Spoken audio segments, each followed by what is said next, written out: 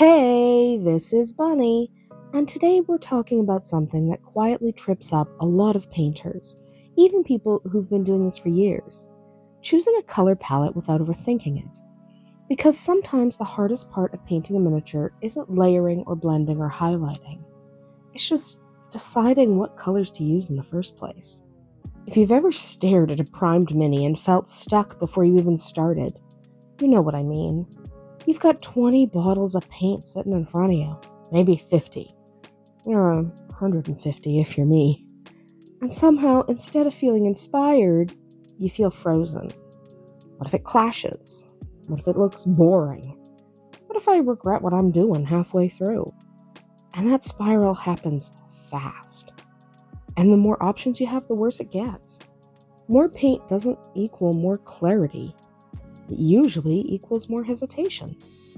So today, instead of diving into deep color theory, I want to talk about how to simplify the process. How to choose a palette quickly, confidently, and without turning it into a stressful event. The first thing that helps is limiting your choices on purpose. Not because you can't use more colors, but because you don't need to. Most strong miniature paint jobs are built on a surprisingly few core colors. 2 or 3 dominant tones, maybe one accent, and maybe a variation or two. When you give yourself permission to work small, everything gets easier. Instead of asking what are the possibilities, you're asking which 2 or 3 colors feel right for this figure. One method I like is starting with the base personality of the mini. Not a complicated backstory, just a simple vibe. Is this character bold, practical, regal, maybe a little weathered? That alone can narrow your palette significantly. A regal character might push you towards deeper reds or rich blues, purples or gold accents. A practical character might lean toward muted browns, grays, or dusty greens. A bold character might support higher contrast, brighter saturation, stronger visual impact. You don't need a color wheel lecture to sense that. You just need to trust your first instinct. The key is not second-guessing it to death. Another helpful trick is choosing one anchor color. Just one. That's the color you feel most certain about. Maybe it's a deep navy cloak. Maybe it's a soft cream dress. Maybe it's a dark forest green tunic. Start there. Once that color anchor is locked in, the rest becomes much easier. Instead of choosing everything from scratch, you're choosing colors that support or contrast with that anchor.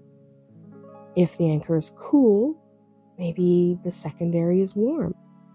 If the anchor is dark, maybe the accent is lighter. You're not solving a puzzle anymore, you're building around a center. Overthinking usually starts when we try to plan every tiny element before a single brushstroke happens. But miniatures are forgiving. You can adjust. You can add some glaze later. You can shift tones slightly as you go. You can even paint it over. So instead of asking, is this the perfect palette? Try asking, is this a good starting point? That mind shift alone reduces pressure dramatically. There's also something to be said for working within familiar combinations. We sometimes think we need to reinvent the wheel every time we paint. But some color pairings work because they simply work. Blue and brown, red and black, green and tan, cream and gold. You're not less creative for using combinations that feel natural. You're building consistency and confidence. Another common overthinking trap is worrying about whether the miniature will look interesting enough. That fear often pushes people to add too many accent colors. A bit of purple here, a pop of teal there, maybe some bright metallic just in case. And suddenly the mini doesn't look dynamic. It just looks busy. Limiting accent colors actually creates more impact. If you save that brighter or contrasting tone for one specific area, like a sash, a gem, a lining, it becomes intentional. Your eye knows where to look. That's where restraint becomes powerful. Not because you're holding back, but because you're directing attention. Lighting also plays into palette choices more than we realize. If you're painting a figure that you imagine in warm light, your shadows might lean cooler to create depth.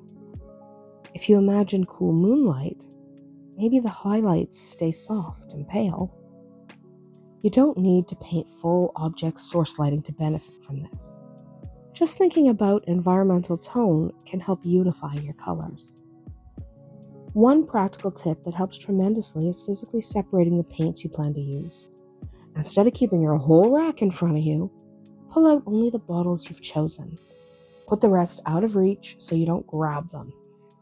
When the other colors aren't visually tempting you every single brush stroke, you're less likely to impulse grab something that doesn't fit with your plan. And if halfway through you realize something isn't working, that's okay. Adjust that element. Don't scrap everything. Overthinking often leads to drastic resets when small tweaks would fix the issue. Maybe the cloak feels too flat. Instead of repainting it entirely, deepen the shadows. Add a subtle glaze. Introduce a slightly warmer highlight. Tiny changes can bring life without destroying cohesion. Another helpful approach is using desaturation intentionally. Not every miniature needs maximum vibrancy. In fact, slightly muted palettes often feel more realistic and more cohesive. If you find yourself unsure about clashing colors, try toning one down instead of swapping it completely. A glaze of brown or gray can bring harmony faster than a full repaint. There's also value in embracing repetition. If you use the same color in multiple small areas, like a belt strap or a boot trim or a weapon handle, it creates a visual rhythm. Suddenly the palette feels deliberate instead of random. You don't need 12 shades of brown for 12 different tiny spots. You can stick with just one or two. Repetition ties the miniature together in a way that complex planning sometimes fails to do. Something else that helps prevent overthinking is accepting that not every miniature needs to be your masterpiece. Some are practice pieces, some are tabletop pieces, some are just experiments. If every paint job carries the weight of perfection, palette decisions become paralyzing. But if you treat each mini as part of a long journey, pressure drops. You also learn faster when you allow yourself to commit to a palette and see it through. Even if it's not perfect, you'll understand more about how those colors interact next time. Confidence grows through completion, not endless revision. Sometimes the simplest solution is also the most effective. Choose 3 colors. One dominant, one secondary, one accent. That's it. Force yourself to stay inside that boundary. You can still mix and shade and highlight within those colors, but the framework keeps you grounded. If you ever feel stuck, look at the sculpt itself. Where does the eye naturally land? Where are the largest surfaces? Often the miniature tells you what it needs. Large flowing fabric can support a dominant color beautifully. Small detailed armor pieces might benefit from being understated so they don't overwhelm the silhouette. When in doubt, simplify. Remove one color instead of adding one. The irony is that viewers rarely notice the internal debate you had over palette choices. They see the final result as a whole. Cohesion reads stronger than complexity. And cohesion doesn't come from perfection. It comes from clarity. Choosing a color palette without overthinking it is really about trust. Trusting your first instinct. Trusting that you can adjust. Trusting that the miniature doesn't need to carry every possible idea at once. The more you practice this approach, the faster those decisions become. You'll glance at a sculpt and instinctively know, this wants muted greens, or this wants strong contrast and some bold red. That instinct isn't magic, it's repetition. And repetition only happens when you stop hesitating long enough to start painting. So let's talk about the miniature I'm finishing up in this video right now. This is an enchanted tree. It's made of clear translucent blue plastic. What I did is I didn't even give it a base coat of paint. I left it translucent. I added a brown or an umber wash to the trunk to darken that trunk up a little bit. I added a very dark green wash to the leaves, and then I topped it with just some pink and yellow little speckles on the top to indicate the center of those leaves and the center of those flowers and some of the berries and that kind of thing, to give it a little more movement. That's all I did, because I intended to stick a light up it, which you'll see in a moment.